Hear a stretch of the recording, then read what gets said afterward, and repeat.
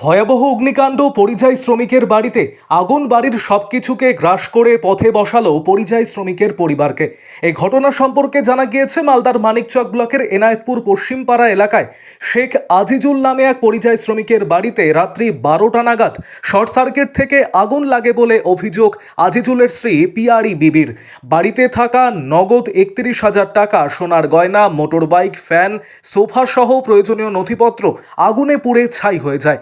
এখন দুশ্চিন্তায় রয়েছে গোটা পরিবার। পিয়ারি বিবির অভিযোগ 3 ছেলে মেয়েকে নিয়ে পাশের ঘরে শুয়েছিলেন তিনি।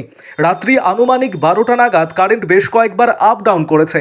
তারপরই ঘর থেকে ধোঁয়া বের হতে দেখেন তিনি। তাড়াতাড়ি বাড়ির মেন দরজা খুলে কোনো রকমে ছেলে মেয়েকে নিয়ে বের হয়ে প্রাণে বাঁচেন তিনি।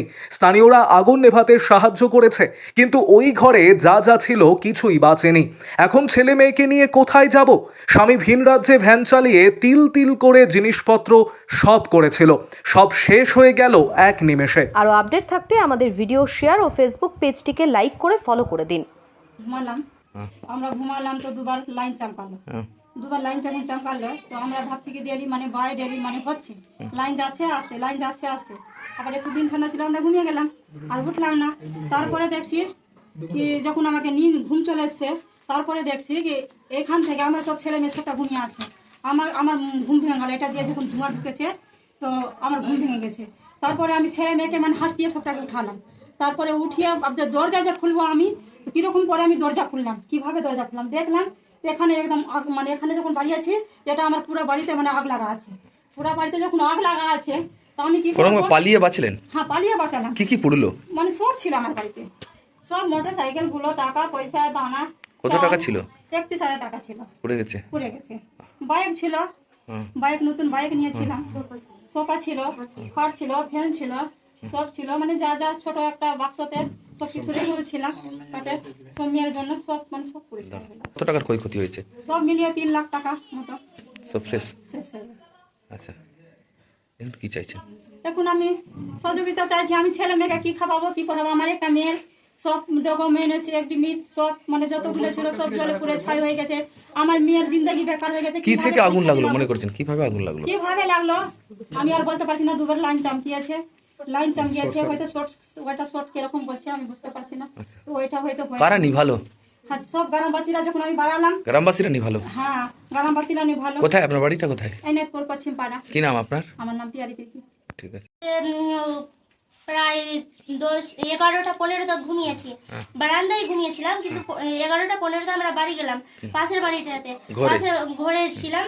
তো ওর পরে ঘুমানোর পরে দেখছি কি 12টার দিকে এইটা ঘরে ধোঁয়া অনেক আছে আর আগুনও অনেক জ্বলছে, আগুন জ্বলছে। আমরা বুঝতে পারছি না যে কি ব্যাপারটা কি আছে, কি হয়েছে। যখন বেরিয়ে দেখছি এটা ঘরে কি পুরোপুরি আগুন লেগে গেছে। এটা বাড়িতে ছিল, আমার এডমিট যে ছিল, পরীক্ষা দিয়েছি, এডমিট ছিল, মাধ্যমিকের রেজাল্ট ছিল, বোর্ড সার্টিফিকেট ছিল, কান সোনা ছিল, হাতের চুড়ি ছিল সোনার, সব কিছু পুড়ে যায়। এবার আমি পরীক্ষা দিব, তো ওটা কেমনি করে পরীক্ষা দিব? বিনা বই খাতার, বিনা এডমিটের কিভাবে পরীক্ষা দিব? এবার উচ্চ মাধ্যমিক পরীক্ষা দিব। একটা বাইক ছিল,